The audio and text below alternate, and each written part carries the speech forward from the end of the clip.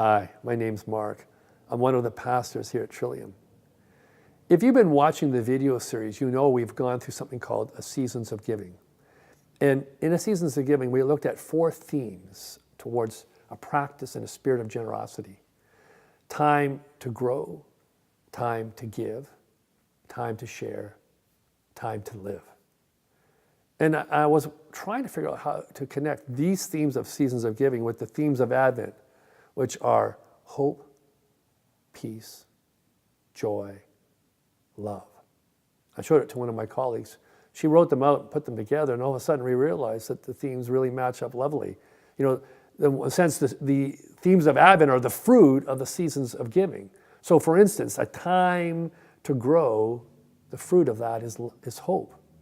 And a time to give, the fruit of time to give is peace. And the time to share, the fruit of sharing is joy. And the time to live, the fruit of living is love.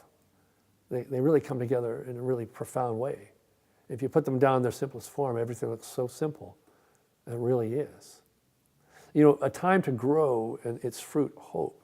You know, hope is rooted in growth and in positive change. And I see people today, and I include myself in this, that we really struggle with trusting our capacity to grow, or for life itself to grow in positive ways for us. And so often people experience a hopelessness in life because they do not see the situation they're in is capable of changing, or they don't see themselves as capable of changing in a profound way. And we become hopeless because we don't see growth as a possibility for us. And so when we claim a spirit and a practice of growth in our lives, it naturally leads to the fruit of hope. Hope is the signature of growth.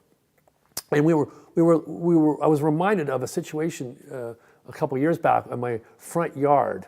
I was putting my house up for sale, and I wanted to get the best price, like anyone would be expected to. And one of the real estate agents told me, you need to have a great front yard. That front yard needs to look really good.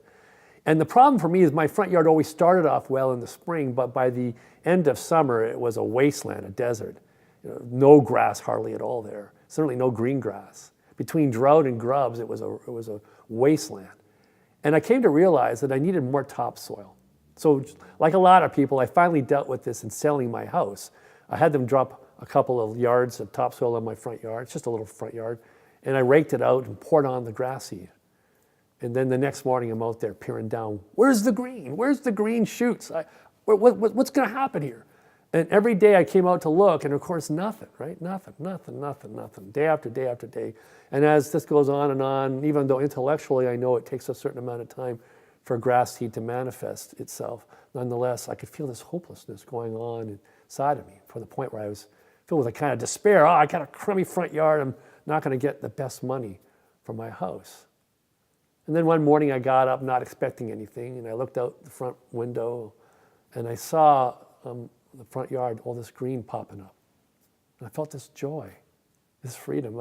I rushed out down the steps and out to beside the front yard, and I'm looking down, I could see these beautiful green grass seedlings pushing up through the soil. And I felt this sense of joy. I could feel the hallelujah chorus playing in my heart. Hallelujah, hallelujah, hallelujah.